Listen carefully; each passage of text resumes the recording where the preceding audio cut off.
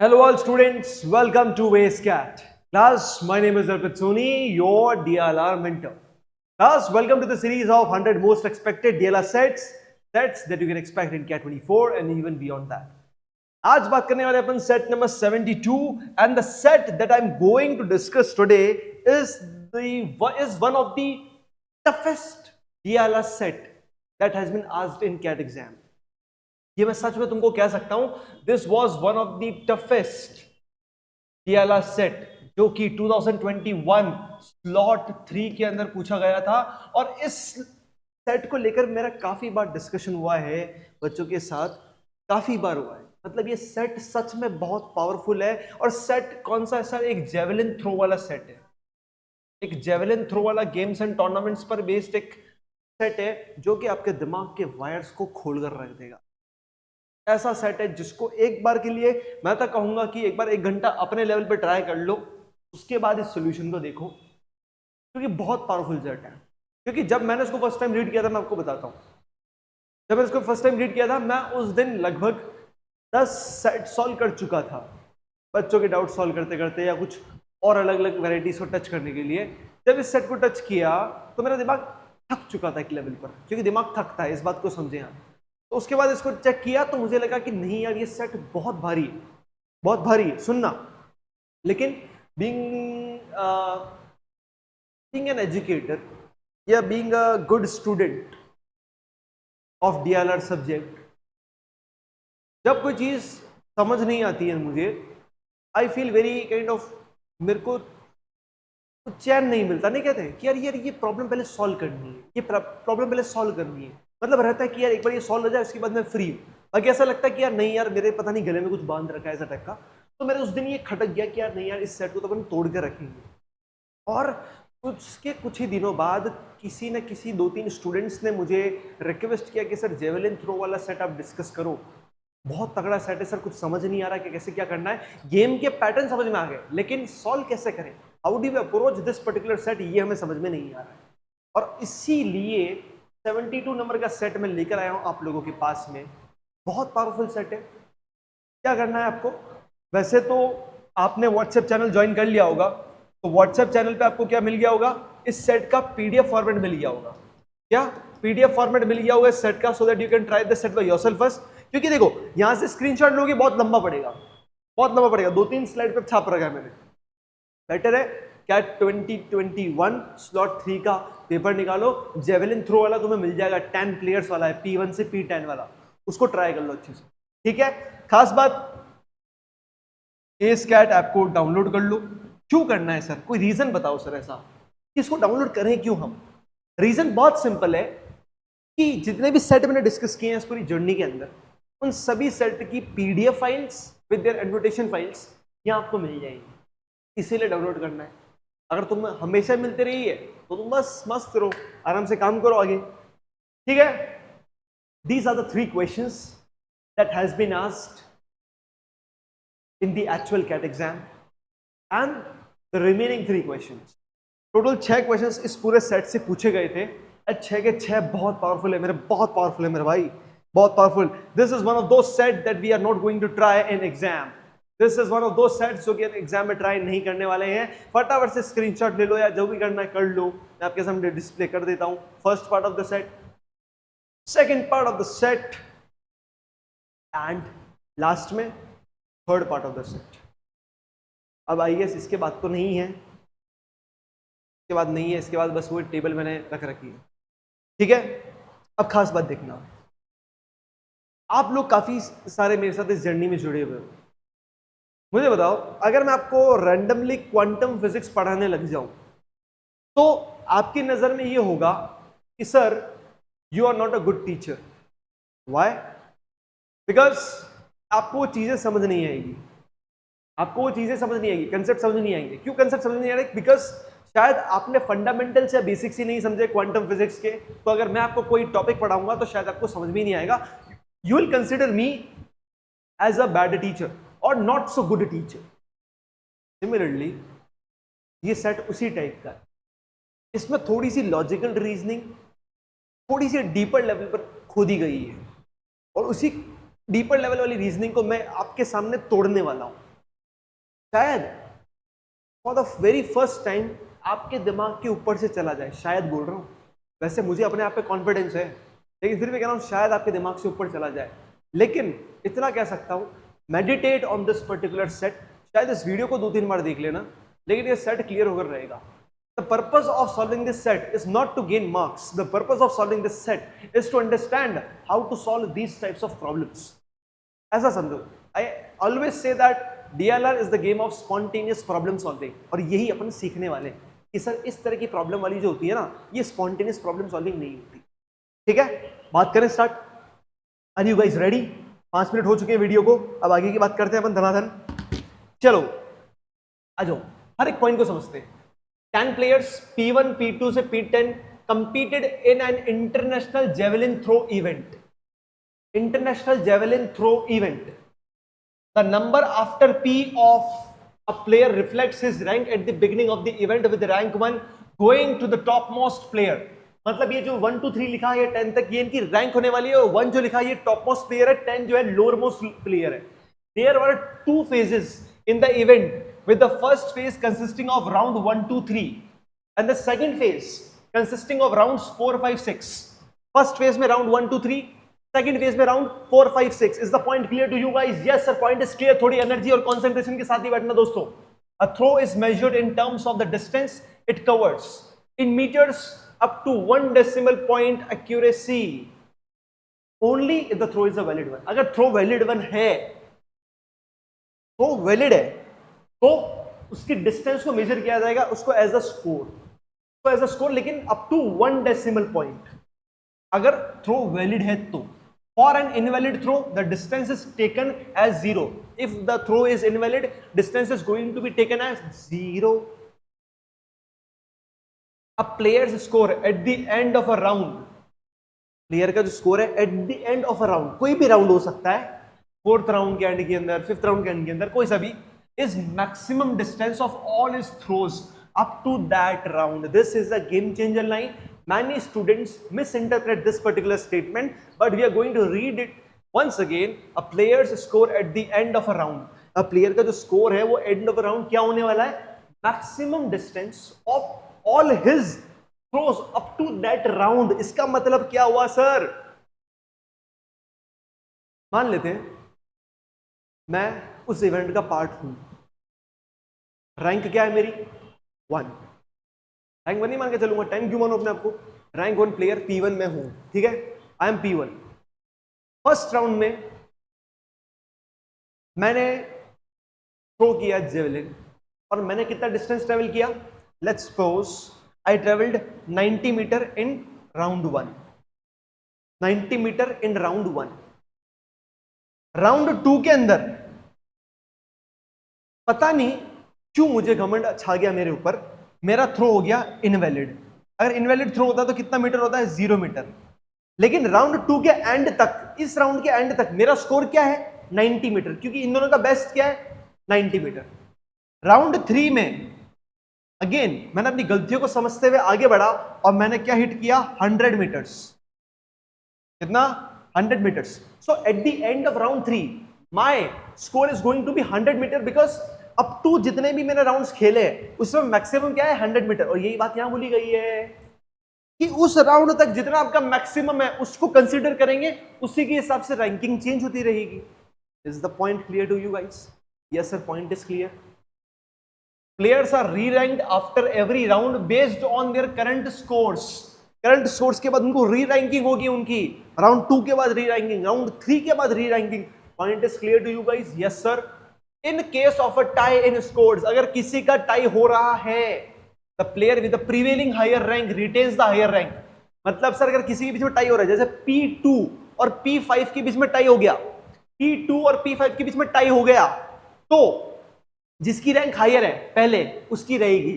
Like P2 की अगर higher है, ऑब्वियसली हायर है ना, तो P5 की लोअर रहेगी उसके कंपैरिजन में। Prevailing higher rank retains the higher rank. This ranking determines the order in which the player go for their throws in the next round. यही वो ऑर्डर है, मतलब इनकी रैंकिंग अपन सजा रहे हैं, ऑर्डर सेट कर रहे हैं, इसके बाद डिसाइड होगा कि how they are going to throw, how not, मतलब in which order they are going to throw in the next round. In each of the rounds in first phase के अंदर क्या हो रहा है? फर्स्ट फेज का मतलब round 1 2 3, the player throws in increasing order of their latest rank, that is the player ranked 1 at that point throws first followed by the player ranked 2 at that point and so on. मतलब sir first phase में क्या होगा? Increasing order में, मतलब top most, फिर second highest, third highest, fourth highest and so on lowest. तो इसी order में क्या होने वाला है?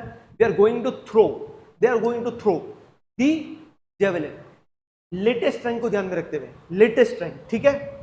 The top 6 players at the end of the first phase qualify for the second phase. मतलब सर आफ्टर फर्स्ट फेज, मतलब आफ्टर 3 राउंड्स जो टेबल बनेगी उसमें जो बॉटम 4 है they are going to be eliminated, top 6 are going to qualify for the next phase.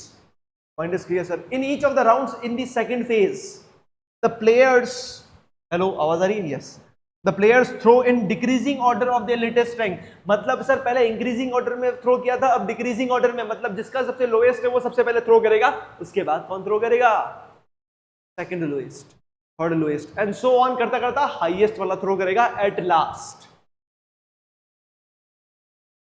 The player ranked 1 2 3 eight the end of the 6th round receive gold, silver and bronze medals respectively. यहां तक हमें इतना idea लगता है sir कि हमें अभी कुछ सॉल्व करने का पता नहीं लगा, हमें इतना आइडिया लगा है कि गेम के रूल्स क्या है।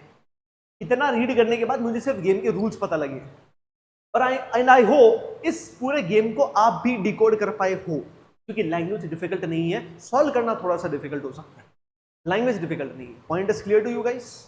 अगर आपसे ये सेट सॉल्व हो गया है बहुत बढ़िया बात है, बहुत बढ़िया बात है, कीप इट अप। नहीं हुआ है तो अपन साथ में सॉल्व कर रहे हैं, ठीक है। तो सर अब अपन को आगे क्या करना चाहिए? आगे रीड करना चाहिए कि क्या होने वाला है। क्वेश्चन भी यहां तक खत्म होगा, क्वेश्चन तो यहां तक चलेगा अभी, देखते हैं। All the valid throws of the event were of distinct distances. तो जितने भी वैलिड थ्रोज पूरे इवेंट में होने वाले हैं they are going to be distinct distances. The tables below show distances in metres covered by all valid throws in the first and third round in the event. मतलब distances covered by all valid throws, मतलब valid throw ने कितनी distance cover की है first round में, ये मुझे पता लग चुकी है। सर इसमें बाई चांस सर कहीं भी P2 लिखा हुआ नहीं आ रहा है, इसमें P4 लिखा हुआ नहीं आ रहा है, इसमें P8 लिखा हुआ नहीं आ रहा है, इसमें P10 लिखा हुआ नहीं आ रहा है, तो सर क्या ये वैलिड है? नहीं, these are going to be invalid in the first round. These players are going to throw invalid throws, क्योंकि वैलिड की लिस्ट मेरे सामने आ चुकी है। And similarly, distances covered by all the valid throws in the third round is going to be this. मतलब third round में 3 player ने ही valid कुछ स्कोर किया है, बाकी जितने भी रिमेनिंग है वो सब मरने वाले, मतलब they are going to be get zero distance। अब देखो अच्छे से ऑब्जर्व करो, जैसे P1 ने यहाँ पे 82.9 स्कोर किया है फर्स्ट राउंड में, और P1 नहीं राउंड 3 में 88.6 लिया है। तो मतलब जब राउंड 3 का एंड में जो टेबल बनेगी मैं ये कंसीडर करूंगा, ये कंसीडर करूंगा, मैं ये कंसीडर करूंगा। क्यों sir? Because it is maximum among this, it is maximum among this. अब अगर सेकंड राउंड में अगर इसने और ज्यादा स्कोर किया होगा बाई चांस, तो उसको कंसीडर करूंगा। ये अपन को बात समझनी है। जैसे P3 का यहाँ पे क्या है 81.5 है, P3 का यहाँ पे कितना है 79.0, तो इसको मैं कंसीडर नहीं करूंगा, कंसीडर किसको करूंगा? इसको। Is the point clear to you guys? क्या यहां तक क्लैरिटी है सर? यहां तक क्लैरिटी है सर। आगे बात करते हैं sir. The following facts are also known.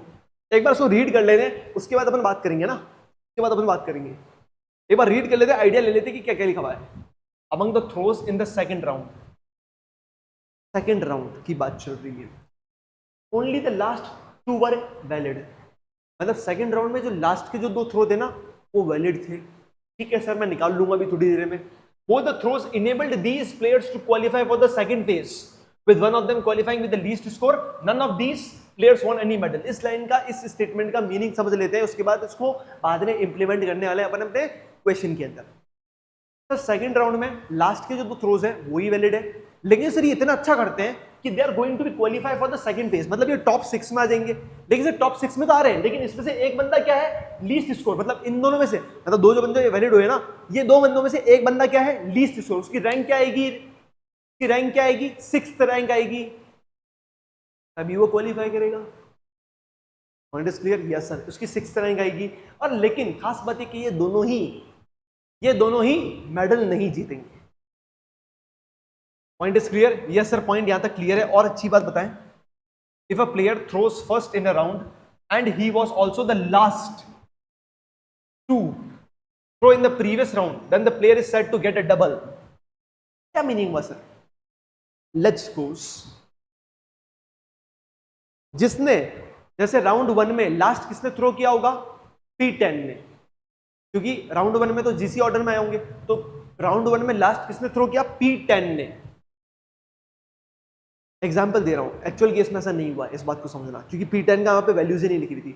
P10 ने थ्रो किया है, और सेकंड राउंड जो नेक्स्ट राउंड है उसका फर्स्ट प्लेयर भी अगर P10 है, तो इसको कहते हैं that person, that player is getting a double. Point समझ में? तो मतलब दो कॉन्जिक्यूटिव थ्रोज अगर आ रहे हैं, दो कॉन्जिक्यूटिव थ्रोज अगर आ रहे हैं, that is known as double. और अच्छे से बात करें तो two players got a double.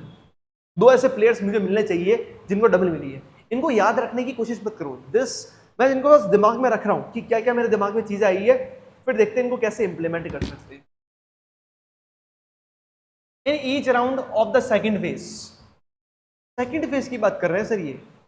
Exactly one player improve his score, मतलब सेकंड फेज में एक एक बंदा इंप्रूव करेगा। Each of this improvements was by the same amount, मतलब इंप्रूवमेंट हो रहा है तो सेम अमाउंट से हो रहा है। जैसे 1 मीटर से इंप्रूवमेंट हुआ तो इसका भी 1 मीटर से, इसका भी 1 मीटर से, तो एक एक प्लेयर ही इंप्रूव करेगा, लेकिन इनका इंप्रूवमेंट का जो स्कोर है, जैसे अगर 1 मीटर से इंप्रूव किया तो बाकी लोग भी 1 मीटर से करेंगे। वो डिस्टेंस कितनी है वो मुझे नहीं पता इंप्रूवमेंट की। Gold and bronze medalist improved their scores in 5th and 6th round respectively. तो गोल्ड और ब्रॉन्ज वाले ने 6th राउंड में क्या किया, 5th और 6th में अपना इंप्रूव किया है। One medal winner improved his score in the 4th round.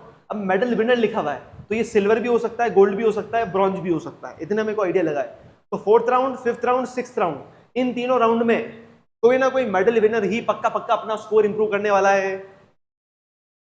The difference between the final scores of gold medalist and silver medalist, तो मतलब gold minus silver as well as the difference between the scores of silver medalist and bronze medalist, silver minus bronze was 1 metre, मतलब इनका score कितना था difference? 1 metre था। 1 metre था तो अगर एस ने सिल्वर मेडलिस्ट ने अगर एक्स इसका डिस्टेंस था eight the end of the game, तो इसका कितना रहा होगा? x+1, और ब्रॉन्ज का कितना रहा होगा? x-1, क्योंकि गोल्ड माइनस सिल्वर कितना है? 1 है। सिल्वर माइनस गोल्ड कितना, सिल्वर माइनस ब्रॉन्ज कितना है? 1 है। तो मतलब ऐसा कुछ मेरे को पैटर्न मिलना चाहिए कि जो फाइनल मेरे विनर्स है तीनों गोल्ड, सिल्वर और ब्रॉन्ज मेडलिस्ट, उनके बीच में स्कोर्स का डिफरेंस क्या होना चाहिए? 1-1 का। Point is clear? तो पहली बार मुझे कुछ एक्चुअल वैल्यू मिली है जो मेरे शायद काम की हो सकती है। तो ये तो रहा हमारे सामने क्वेश्चन का काइंड ऑफ एक्सप्लेनेशन कि सर क्वेश्चन क्या कहना चाहता है। अब हम बात करेंगे अबाउट द सॉल्यूशन, ठीक है? अब थोड़ा सा अच्छे से समझना भाई। आफ्टर राउंड 1, क्योंकि राउंड 1 की रैंकिंग अपन को पता है, मतलब राउंड 1 में किस ऑर्डर में गए थे ये अपन को पता है ना, जिस ऑर्डर में उनकी रैंकिंग थी। अब मेरे लिए P1 जो है वो P1 ही रहेगा। स्टार्टिंग में इसकी रैंक क्या थी? फर्स्ट। अब अगर ये कहीं पे चेंज होता है तो उसको मैं P5 नहीं बना दूंगा, अगर 5th रैंक पे आ रहा है। ये P1 का P1 ही रहेगा, बस इसकी रैंक अपन चेंज करते रहेंगे, ठीक है? आदमी वो का वही है, ठीक है? अभी तो सर फर्स्ट राउंड में, ये फर्स्ट राउंड का था ना, ये फर्स्ट राउंड में बच्चों ने, प्लेयर्स ने ये स्कोर किया, तो इनके अलावा सारे इनवैलिड थे, तो इसमें जो हाईएस्ट होगा उसकी रैंक बना जाएगी क्या? हाईएस्ट कौन है? P7। तो आफ्टर राउंड 1 रैंकिंग क्या होगी? P7, yes sir. इसके बाद P5, हाँ सर P5। इसके बाद कौन छोटा इससे? P9। P9 इससे छोटा कौन है सर? P1, P6, P3, ठीक है? फिर बचे कौन? P2, P4, P8, P10। Sir आपने उनको इसी ऑर्डर में क्यों लिखा? क्योंकि जिसकी अगर कोई टाई हो रहा है, टाई होने का मतलब इनके बीच में टाई तो हो रहा है, तो जिनके बीच में टाई होगा तो जैसे इनकी पहले रैंक थी वैसी की वैसी इनकी रैंक होने वाली है, तो जैसी इनकी थी वैसी की वैसी ही है सर। जैसी इनकी थी वैसी की वैसी ही तो है। पॉइंट इज क्लियर, यहां तक तो पॉइंट क्लियर है। तो ये इनका क्या हो गया, फर्स्ट राउंड का क्या हो गया इनके, आफ्टर फर्स्ट राउंड इनका ये है रैंकिंग। अब ये इसी ऑर्डर में राउंड 2 के लिए पार्टिसिपेट करेंगे, तो मतलब आफ्टर राउंड 1 की जो सीक्वेंस है is equal to appearance for round 2। Yes sir, मतलब आफ्टर राउंड 1 का मतलब क्या हुआ, राउंड 1 के बाद इनकी रैंकिंग चेंज हो गई।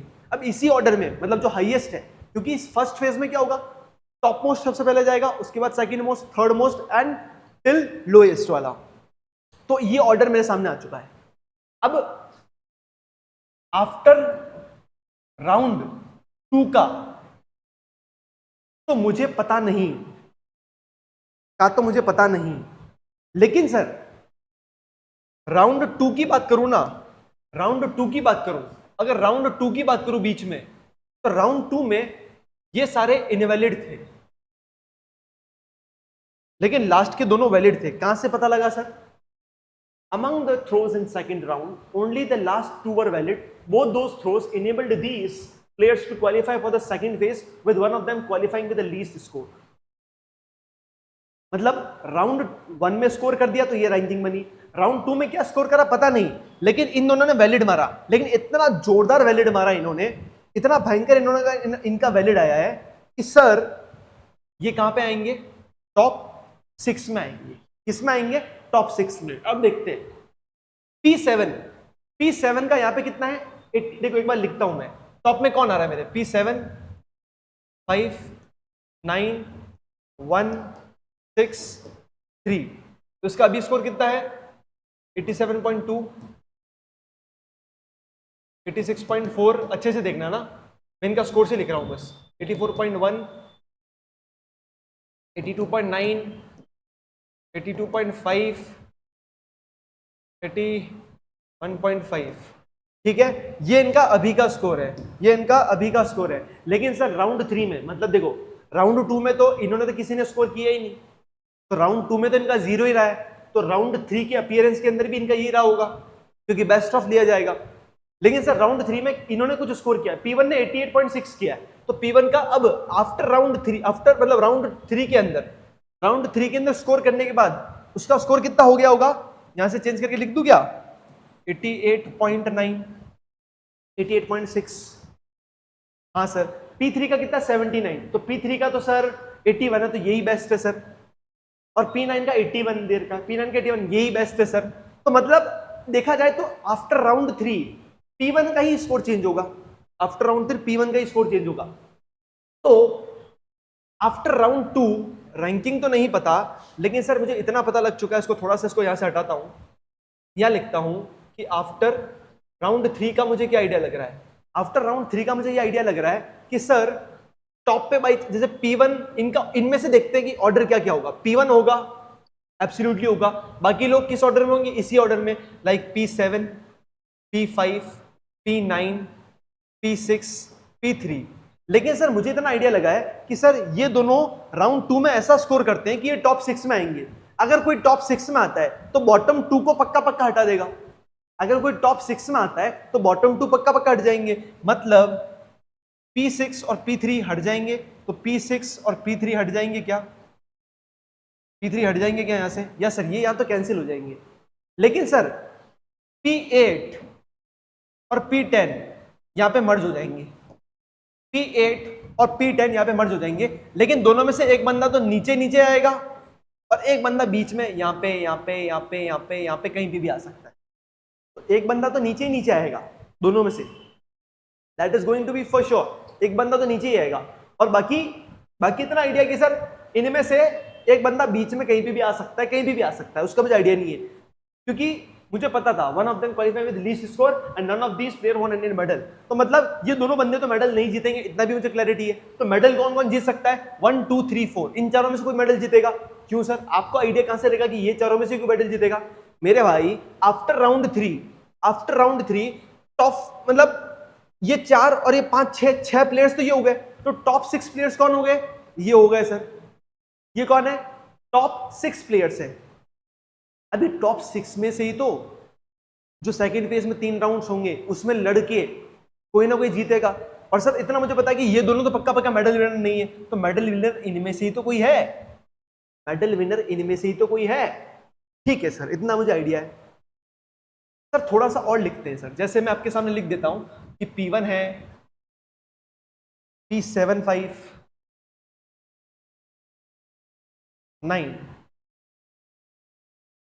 और एक P8 भी है और एक P10 भी है। लेकिन इतना आपको आइडिया ना कि P8 एंड P10 जो है is definitely going to be greater than जिसको इसने रिप्लेस किया था। किसको रिप्लेस किया था? P6 को। P6 का कितना है? 82.5। तो पक्का पक्का ये दोनों का स्कोर क्या है? 82.5 से तो बड़ा है। इन दोनों का स्कोर क्या है? 82.5 से तो बड़ा होने वाला है। समझ में आई बात? समझ में आई क्या? ए हेलो, समझ में आई क्या बात? ठीक है, चलो अब सर, अब क्या कहना है आपका, ये बताइए। एक और रैंकिंग मेरे लिए बची हुई है कि आफ्टर राउंड 2 इनकी रैंकिंग क्या रही होगी। क्योंकि देखो आफ्टर राउंड 2 ये दोनों टॉप 6 में आ गए थे, ये दोनों टॉप 6 में आ गए थे और फिर ये चारों भी थे क्योंकि इन दोनों को एलिमिनेट किया होगा इसने, तभी जाके आफ्टर राउंड 3 में भी। क्योंकि ऐसा देखो राउंड 3 के अंदर इन तीनों ने स्कोर किया, अगर इन तीनों ने स्कोर किया फिर भी 8 और 10 अगर टॉप 6 में है तो इन्होंने ऐसा स्कोर किया है कि वो नीचे वाले को हटा चुके हैं, मतलब 82.5 से तो ज्यादा है। लेकिन सर एक और पॉइंट मेरे सामने भी आएगा, मैं बताता हूं आपको इसका कितना स्कोर है बेस्ट। 88.6, P7 87.2,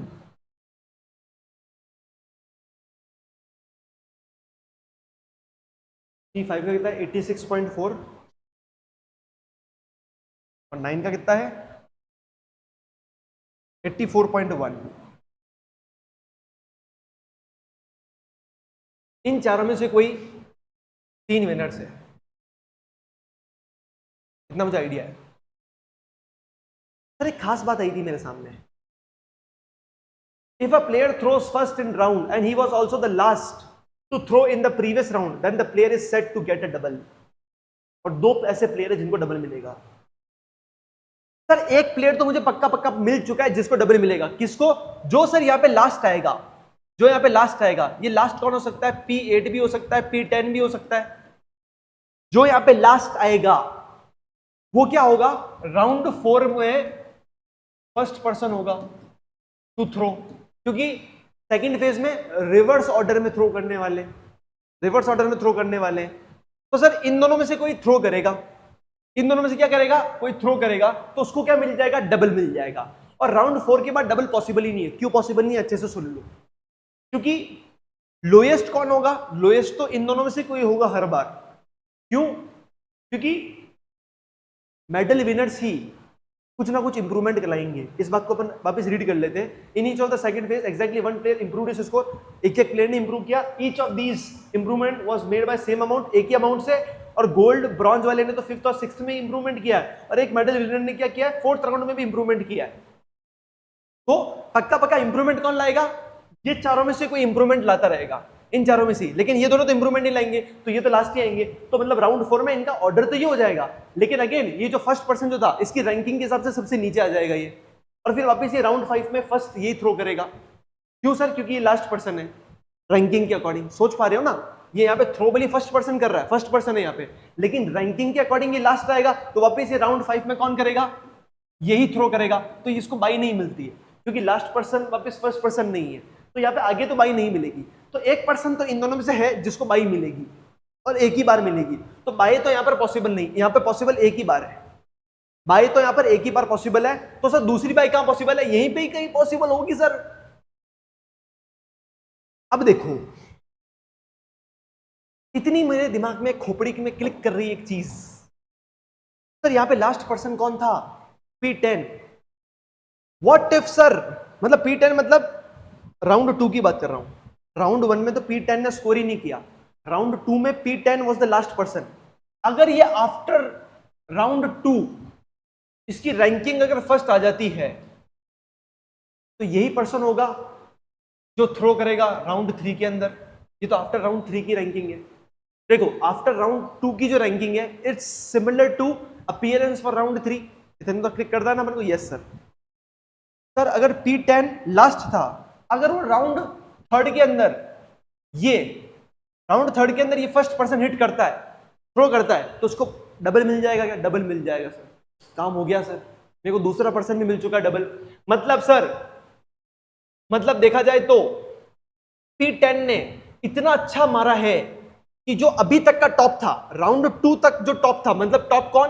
P7 था, क्योंकि P1 की रैंकिंग कब चेंज हुई? राउंड 3 के बाद चेंज हुई। तो अभी तक जो टॉप पर्सन था P7, उसको इसने बीट किया है। तो मतलब राउंड आफ्टर राउंड 2 रैंकिंग क्या रही होगी? P10 सबसे ऊपर, फिर P7, P5, P9, P1 और नीचे P8, और इन्होंने एलिमिनेट किसको किया? P6 और P3 को। तो मैंने कहा था ना P8 जो है ये 10 के 82.5 से तो बड़े आएंगे, क्योंकि इनको टॉप 6 में आना है, और ये आगे जाके स्कोर नहीं करेंगे, ये आगे जाके स्कोर ही नहीं करेंगे, क्योंकि राउंड 3 में तो ये तीनों बंदे ही स्कोर करने वाले हैं।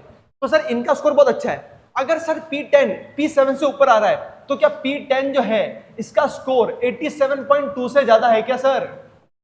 क्या स्कोर 87.2 से ज्यादा है सर? हाँ सर, इसका स्कोर 87.2 से ज्यादा है। इतना मुझे क्लैरिटी मिली है। तो यहां का लास्ट पर्सन यहां पे फर्स्ट बना, तो सर मेरे को मिल चुका है। मेरे को क्या मिला है कि यहाँ पे लास्ट पर्सन जो है ना सर, यहाँ पे लास्ट पर्सन जो है ये P8 होने वाला है। अब सर P10 कहां पे होगा? P10 टॉप पे होगा क्या? ये मुझे नहीं पता, क्योंकि मुझे इतना पता है कि P10 का 87.2 से ज्यादा है, लेकिन P1 का कितना आ रहा है? 88.6। P1 का कितना आ रहा है? 88.6। अब मुझे नहीं पता कि P10 इससे ज्यादा या कम है, अभी तक तो मुझे नहीं पता है। इतनी क्लैरिटी है आप लोगों को? इतना समझ में आया कि ऑर्डर क्या है मेरे सामने? तो ऑर्डर तो क्लिक कर गया सर। अब P10 कहां पे आएगा ये मुझे आइडिया नहीं, लेकिन कहीं ना कहीं बीच में आएगा, लेकिन या तो फिर वो यहां पर आएगा या फिर वो यहां पर आएगा। इतनी भी क्लैरिटी होनी चाहिए। या तो फिर P1 से ऊपर आएगा या P1 से नीचे आएगा। अब राउंड 4 में क्या होगा? राउंड 4 में क्या होगा सर? वही सर, अगेन कौन होगा सर? P8 आएगा, P9 आएगा, P5 आएगा, P7 आएगा, फिर P1 या 10 जो भी आएगा, और फिर P10 या 1 जो भी आएगा। अभी तक मुझे नहीं पता, लेकिन देखते हैं कि क्या होने वाला है। सर कुछ खतरनाक बात करनी है आपसे, बताओ ना भाई। सर P1, क्या क्या नाम थे इनकी? P7, P5 और 9। यहां से भी कुछ अच्छा डिसाइड होगा ना? 88.6, 87.2। थोड़ा मेरे साथ बने रहना ना। मैं मान के चलता हूं कि आपने क्वेश्चन को अच्छे से रीड किया था। 86.4, 84.1।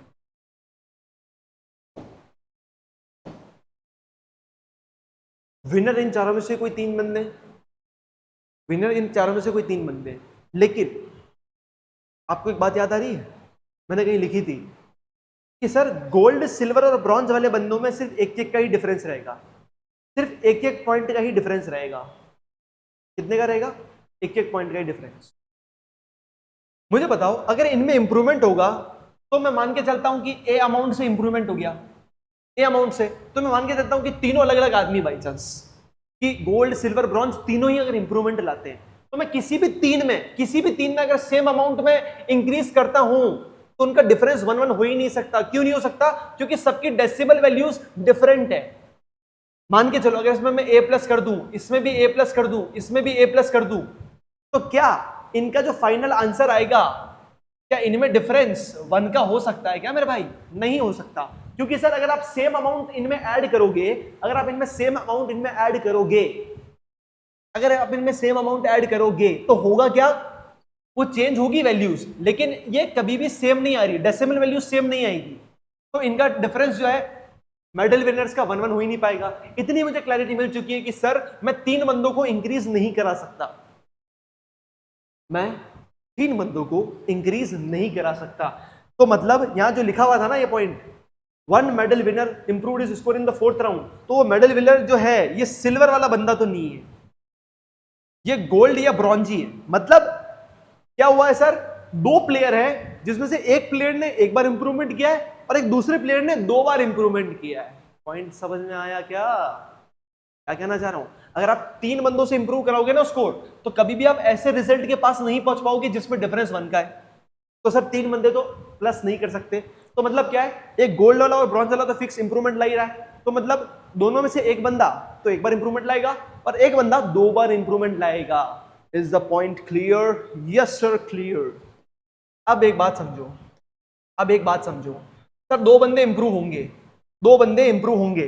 अब आप देखो, अगर आप इन दोनों को इंप्रूव कर देते हो, इन दोनों को इंप्रूव कर देते हो, तो P1 को तो मेडल मिल ही जाएगा, क्योंकि सर जिनको इंप्रूव करेंगे उनको तो मेडल मिल ही रहा है, जिनको इंप्रूव कर रहे हैं उनको तो मेडल मिल ही रहा है ना मेरे भाई। तो तीसरे बंदे को भी मेडल मिलेगा, मिलेगा, जो हाईएस्ट होगा। तो अगर अपन इन दोनों को इंप्रूव करेंगे तो इन दोनों में से जो हाईएस्ट होगा उसको भी मेडल मिलेगा ही सही। तो इन दोनों में से जो इंप्रूव करेंगे इनको तो मिल ही रहा है, तो इन दोनों में से किसको मिलेगा? इसको मिल जाएगा।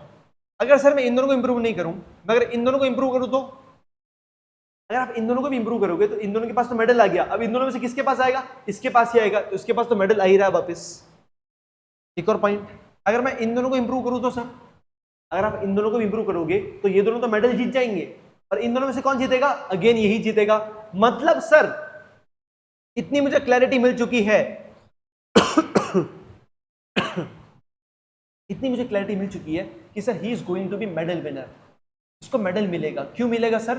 क्योंकि आप उनको इंप्रूव कितने करने हैं? 2 बंदे इंप्रूव करने। आप किसी भी 2 बंदे को इंप्रूव कर लो, इसको तो मेडल देना ही पड़ेगा, क्योंकि जिनको भी आप इंप्रूव कर रहे हो उनको तो मेडल मिल ही गया। तो जो रिमेनिंग होंगे उनमें से जो हाईएस्ट होगा उसको मेडल मिलेगा। मतलब एक मेडल विनर कौन है? 88.6 P1। तो मतलब सर 3 सिनेरियोस मेरे सामने आ चुके हैं, 88.6, 88.6, 88.6। क्या कहना चाहते हो? Gold, silver, bronze. अगर ये बंदा गोल्ड जीतता है तो सिल्वर वाला कितना होगा? 87.6। कैसे पता लगा सर? 1 का डिफरेंस, और इसमें 1 का डिफरेंस मतलब 86.6।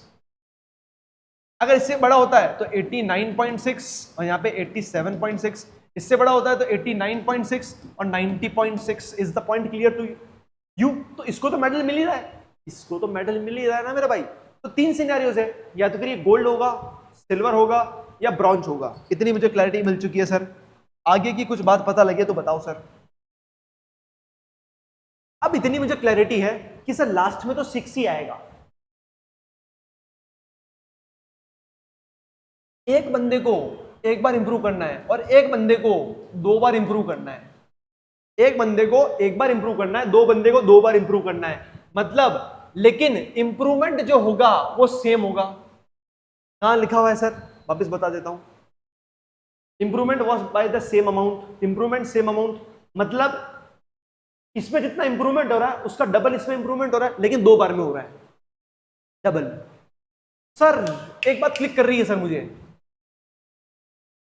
इसको 0.6 बनाने के लिए इसमें क्या करूंगा मैं?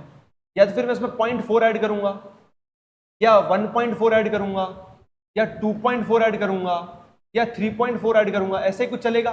अगर इसको मुझे 0.6 तक लेके जाना है तो इसको अगर ले जाना है तो इसमें सर मैं 0.2 ऐड करूंगा, 1.2 ऐड करूंगा, 2.2 ऐड करूंगा, एंड सो ऑन। अगर इसको 0.6 बनाना है तो 0.5 ऐड करूंगा, 1.5 ऐड करूंगा, एंड सो ऑन। इसमें सिंगल और डबल का रेशियो मिल रहा है सर, यहां पे डबल मिल रहा है मुझे। जैसे अगर मैं पकड़ूं किसी भी वैल्यू को अच्छे से देखूं, यहाँ पे 1.2 है और यहाँ पे 2.4 है। मतलब सर इसमें एक बार इंप्रूवमेंट लाऊं मैं 1.2 का, और इसमें मैं 2 बार इंप्रूवमेंट लाऊं 1.2 और 1.2 का, तो सर ये क्या बन जाएगा? ये क्या बन जाएगा? P7 में 2.4 ऐड करो तो ये कितना बन जाएगा? 89.6। और सर ये कितना बन जाएगा? 87.6। Is the point clear to you guys? तो मतलब मुझे मेडल विनर्स मिलने वाले हैं। क्या मिलने वाले हैं? Medal winners. मैं क्या कह रहा हूं, 0.6 तक तो लेके आना है, और अमाउंट भी सेम ही होना चाहिए, लेकिन दूसरा बंदा डबल अमाउंट से इंप्रूवमेंट ले रहा है, लेकिन 2 बार ले रहा है। तो सर अगर इंप्रूवमेंट अपन किससे ले रहे हैं? 1.2 से ले रहे हैं, तो P5 क्या होगा? 87.6 हो जाएगा, और P7 क्या हो जाएगा 2 बार करने से? 89.6, 89, 88, 87। ये रहा सर, ये केस मेरे सामने आ चुका है। तो सर सिंपल सी बात है, गोल्ड किसको मिलेगा? 89.6 मतलब कौन है? P7 को मिलेगा। सिल्वर किसको मिलेगा सर? सिल्वर किसको मिलने वाला है सर? सिल्वर किसको मिलेगा? 8.6 मतलब P1 को मिलेगा और P5 को मिलेगा। अब सर कुछ खास बात लिख दो सर यहां पर। तो राउंड 4 में, राउंड 5 में और राउंड 6 में, अच्छे से सुनना मेरी बात, इतना मुझे पता था कि गोल्ड और ब्रॉन्ज वाला 5th और 6th में, तो गोल्ड वाला कौन है अपना P7, ये गोल्ड वाला, और ब्रॉन्ज वाला कौन है P5 है, ब्रॉन्ज वाला। ये तो 5th और 6th राउंड में इंप्रूवमेंट लाएंगे, और राउंड 4 में एक और मेडल विनर लाएगा। कौन लाएगा सर? P7 लाएगा, क्योंकि P7 दो बार इंप्रूव कर रहा है। दो बार इंप्रूव कर रहा है मतलब यहाँ पे भी P7 को ही इंप्रूवमेंट लाना पड़ेगा, यहाँ पे भी P7 को इंप्रूवमेंट लाना पड़ेगा। तो सर इसका मतलब मुझे इतना क्लियर हो चुका है शायद कि P10 जो है ना वो P1 से तो कम ही रहेगा। क्यों कम रहेगा सर? क्यों कम रहेगा? क्योंकि सर P1 को क्या मिल रहा है? सिल्वर मिल रहा है, और P10 को कुछ नहीं मिल रहा है। तो P1 से तो इसको कम ही रहना पड़ेगा ना। ये सिल्वर मेडलिस्ट कैसे बन सकता है? तो सिंपल सी बात है, यहाँ पे क्या हो सकता था, यहाँ पे ये हो सकता था कि यहाँ पे P10 लिखा आता, यहाँ पे P1 लिखा आता। ये ऑर्डर होता किसका? अपियरिंग फॉर अपियरिंग वाला है ना, ये अपियरिंग वाला है। अब इसमें इंप्रूव कौन करेगा? P7 यहाँ पे कितना था? 86.6 था मेरे, 86.2 था। नेक्स्ट में कितना बनेगा? 87.4, और नेक्स्ट में क्या बनेगा? 88.6। अरे क्या लिख रहा हूं मैं, ये कितना था? अच्छा ये 87 था ना स्टार्टिंग में, वही तो लिखना चाह रहा हूं कि कुछ गलती कर रहा हूं मैं क्या कहना चाह रहा हूं सुनना अच्छे से। राउंड 4 के अंदर ये कितना इंप्रूव करेगा? 1.2 से, क्योंकि ये गोल्ड है, ये मिनर इंप्रूव करेगा, तो कितना हो जाएगा? 87.2 से 88.4। फिर कितना होगा? एक बार और इंप्रूव करके राउंड 5 में भी इंप्रूव करेगा ये, तो कितना हो जाएगा? 89.6। और नेक्स्ट वाले में 0 का इंप्रूवमेंट, क्योंकि इंप्रूव नहीं करेगा। ऐसे ही सर P5 यहाँ पे तो इंप्रूव नहीं करेगा, यहाँ पे भी इंप्रूव नहीं करेगा, लेकिन लास्ट में 1.2 से करेगा, तो P5 कितना था? 86.4 से क्या हो जाएगा? 87.6 हो जाएगा। और सर ये वैसा ही रहेगा, ये भी वैसा ही रहेगा, P10 भी वैसा ही रहेगा, और P1 भी वैसा ही रहेगा। तो ये कितना हो जाएगा? 88.6 हो जाएगा। ये पॉइंट क्लियर हुआ आप लोगों को? पॉइंट क्लियर हुआ कि कौन कौन से राउंड में क्या क्या होने वाला है? ठीक है, अब अपन बात करते हैं क्वेश्चंस के बारे में। शायद थोड़ा सा हैवी है, मैं मानता हूं, लेकिन क्या कर सकते हैं, करना तो पड़ेगा। ठीक है, आप लोगों को ऊपर दिख तो रहा था ना? ठीक है, बेस्ट है। Which two players got the double? Double किस किस को मिला है सर? P8 और P10 को मिला, पता चल चुका मुझे। Who won the silver medal? Silver medal मिला है P1 को। Who threw the last javelin in the event? Last javelin in the event. Last javelin in the event. Last javelin किसने थ्रो किया होगा? उसने सर जो राउंड 5 में first आया होगा। क्या सर? क्योंकि राउंड 5 के बाद रैंकिंग निकालूं तो जो बंदा फर्स्ट आया होगा वही राउंड 6 में जाके सबसे लास्ट थ्रो करेगा, क्योंकि सेकंड फेज की कंडीशन ही ये है कि रिवर्स ऑर्डर में थ्रो करेंगे सर। तो आफ्टर राउंड 5 जिसकी हाईएस्ट रैंक है वो राउंड 6 में लास्ट थ्रो करेगा। तो जो लास्ट थ्रो कर रहा है वही तो इवेंट का लास्ट थ्रो है। तो आफ्टर राउंड 5 के अंदर P7 का 89.6 हो चुका है, और मुझे पता है आफ्टर राउंड 5 इसका 89.6 है, और ये गोल्ड विनर भी है, और ये अगले वाले राउंड में बिल्कुल भी स्कोर नहीं करेगा, और फिर भी ये हाईएस्ट है। इसका मतलब after round 5 P7 was highest. After round 5 P7 was highest, तो P7 हाईएस्ट है, तो इसकी रैंकिंग बदली होगी। मैं पूरी रैंकिंग नहीं बना रहा हूं, लेकिन रैंकिंग बदली होगी, तो ये हाईएस्ट बन जाएगा। ये हाईएस्ट बनेगा तो राउंड 6 में ये सबसे लास्ट थ्रो करेगा, तो P7 क्या हो जाएगा सर? मेरा आंसर हो जाएगा। What was the final score of silver medalist? Silver medalist का क्या था? 88.6। आपको याद हो तो P1 का 88.6 था। Which of the following can be the final score of P8? P8 का क्या हो सकता है? तो आपको पता है कि P8 का, मैंने क्या बोला था आपको P8 का, कि सर P8 का लिखा हुआ था यार, 82.5 से तो ज्यादा है। 82.5 से तो ज्यादा है, तो ये नहीं हो सकता, ये नहीं हो सकता। अब ये दोनों ऑप्शन है, अब देखते हैं सर। सर अगर यहाँ पे P8 लास्ट है, आपको पता है ना ये P8 लास्ट है, तो वो 84.1 से भी कम होगा। P8 जो है 84.1 से कम होगा ना, क्यों कम होगा? क्योंकि लास्ट आ रहा है, लास्ट आ रहा है, तो 84.1 से कम होना चाहिए, तो ये नहीं हो सकता, तो आंसर क्या हो जाएगा? ये हो जाएगा। तो मैं लिख रहा हूं P8 का क्या है, 84.1 से कम है और 82.5 से ज्यादा है। By how much did the gold medalist improve his score in the second phase? तो 2 बार इंप्रूव करता है गोल्ड मेडलिस्ट, तो 1.2 प्लस 1.2 2.4 से इंप्रूव करता है। और ये रहा हमारे सामने पूरा सेट सॉल्व। बहुत भयंकर लेवल की एनर्जी लगती है इन सेट्स को डिस्कस करने में, क्योंकि एक तो होता है कि मैं अपने दिमाग को समझाऊं, एक होता है कि आपके सामने समझाऊं कि क्या हो रहा था। अब सुनना मेरी बात अच्छे से, मे भी शायद मुझे लग रहा है कि आपको समझ में शायद इतना ना आया हो, क्योंकि सेट थोड़ा सा हैवी है मेरे भाई, सेट थोड़ा सा हैवी है, इस बात को समझ के चलना। लेकिन स्टेप बाय स्टेप चीज़ों को सोचने की कोशिश करो कि सर हर एक राउंड के बाद रैंकिंग चेंज हो रही है, तो सर थोड़ा सा डिफिकल्ट है सेट, लेकिन I have tried my best to explain you guys कि इसमें क्या हो सकता था। ठीक है, तो आज तक जितना मैं बेस्ट कर सकता था आज तक उतना मैंने किया, मे भी शायद फ्यूचर में और भी अच्छे लेवल पे सेट को मैं डाइसेक्ट कर सकूं। ठीक है, तो this was our today set. अगर तुमको समझ में आया है तो कुछ ना कुछ तो मुझे कमेंट सेक्शन में बता के जाओ, और अगर समझ में नहीं आया है तो जितना समझ में आया उतना तो लिख के चले जाओ कि sir this at this particular part I was completely satisfied with your way of learning, your way of teaching. उसके बाद सर थोड़ा बहुत पानी सर के ऊपर से नहीं सर, पूरे हमारे घर के ऊपर से निकल रहा था। ठीक है, तो वो देखते हैं क्या होता है क्या नहीं होता है। वैसे इस तरह की सेट अपन एग्जाम में सॉल्व नहीं करेंगे, क्योंकि इस सेट को तो मैं भी सॉल्व नहीं करूंगा एग्जाम में। तुम खुद सोचो ना, इस सेट को सॉल्व करने में कितना टाइम चाहिए, बहुत। ठीक है, तो मिलते हैं नेक्स्ट लेक्चर में नए सेट के साथ। Till then keep learning and keep practising. Bye bye.